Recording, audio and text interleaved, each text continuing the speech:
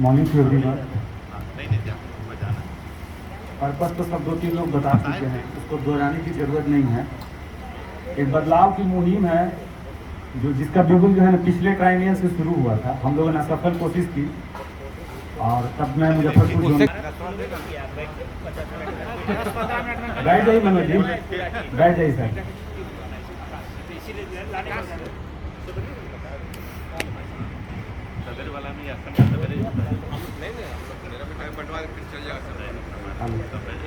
निवेदन होगा कि जो मैं बोल रहा हूँ उसमें सर कुछ इम्पोर्टेंट चीज़ है उसको नोट डाउन करके फिर उसको रिप्लाई कीजिएगा और उसका रिमेडी करने की कोशिश कीजिएगा। इसीलिए आज यहाँ पे मुहिम में हमने अपने general secretary union Bihar union के फेडरेशन के लिए भावी उम्मीदवार जो हमारे प्रफुल्ल सर हैं उनको हमने नॉमिनेट किया, उसमें विश्वास व्यक्त किया, उसीलिए हम लोग यहाँ पर हैं। और पिछले ट्राइनियल में जो कुछ हुआ उसमें नमूना भी दिखा था और हम लोग काफ़ी हद तक सफल है कि अगर उनको मैसेज गया होगा तो हो सकता है ये बात न बढ़े। अब जो 8 तारीख को आ रहे हैं जिन्हें सर उसमें हो सकता है इसका समाधान भी निकले। बाकी तो प्रभु सर को एक्सेप्ट करना कि उनकी टीम कैसी होनी चाहिए, बीइंग ए जनरल सेक्रेटरी उनको वर्किंग हैंड कैसा चाहिए, उनको सपोर्ट कैसा चाहिए। ठीक है सर, कुछ चीज़ें हैं जिसमें बदलाव करने की ज़रूरत है क्योंकि इस परेशानी सर पिछली बार से मैं ज़्यादा देख रहा हूँ। पिछली बार मैंने फर्स्ट ट्रायंगल अटेंड किया था और सेकेंड ये वाला था। इसमें सर जो डेलीगेट सिस्टम है यानी एवरीबडी इज कंट्रीब्यूटिंग और हर कोई मेंबर है, तो जहाँ 5 आदमी हैं वहाँ एक आदमी को चुनना उस सबकी सहमति से हो नहीं पाता।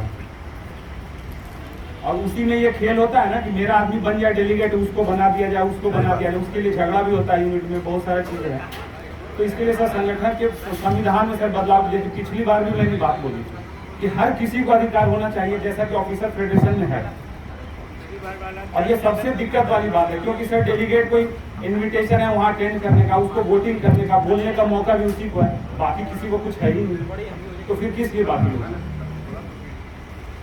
जब भी वहाँ पे स्पीच देने की बात आती है, किसी को बात रखने का, तो डेलीगेट के अलावा किसी को मौका नहीं। पांडे जी थे, इस बार इतना सारा झगड़ा हुआ टिंकू पांडे लेकर के और लास्टली उनको मौका दिया गया क्योंकि उनके ऊपर दबाव बनाया गया, तब ये सब हुआ जो कि वो सब रिपीटेशन में नहीं आए।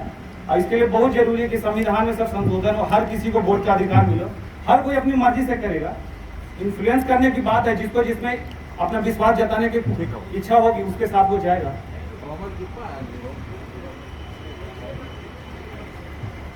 और सर संविधान में जो संशोधन की बात है उसका सर जो ग्रास रूट लेवल है उसका शुरुआत सर आप कर सकते हैं अगर आप बनते हैं तो। मुझे ऐसा लगता है कि जो यूनिट सेक्रेटरी का जो सिलेक्शन होता है ब्रांच लेवल पे वो पहली सीढ़ी है। सही बात है, सही बात होता क्या है इसको सर कोई हर कोई ऑब्जर्व नहीं किया, मैंने बहुत किसी ने आज तक बोला नहीं है, मैं इसको ऑब्जर्व कर रहा हूँ, मैं झेल भी रहा हूँ।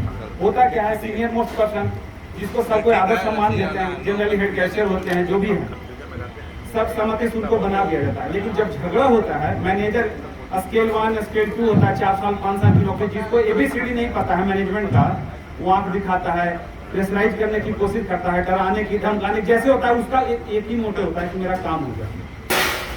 और जब इस तरह का विवाह का माहौल होता है तो बात करने कौन जाएगा? Unit secretary he will be the first person. लेकिन वो क्या जाता है उसके साथ, सर ऐसे कर रहे हैं, सर वैसे कर रहे हैं, क्या कर रहे हैं सर, जैसे लग रहा है ना उसके दया पे जिंदा हम। मैनेजर की आंखों में खौफ होना चाहिए यूनिट सेक्रेटरी का कि अगर मेरे सामने आएगा तो मैं जवाब क्या दूंगा। इतना स्ट्रांग होना चाहिए यूनिट सेक्रेटरी, उसको लगना चाहिए कि मैं ऐसा कर रहा हूँ तो पता नहीं कितना रेसिस्टेंस उधर से आएगा।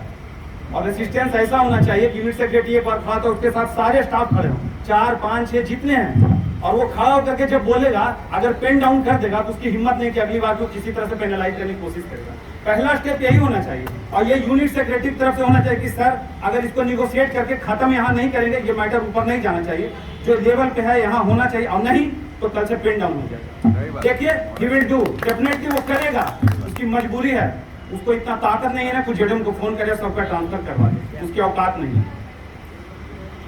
और ये पता है कमजोर कहाँ पड़ता है? स्टाफ लोग बोलते तो सब हैं, लेकिन जब वहाँ होगा ना कि चलो सब मिलके चलते वहाँ बात करने, तब तो वो पीछे खड़ा होगा,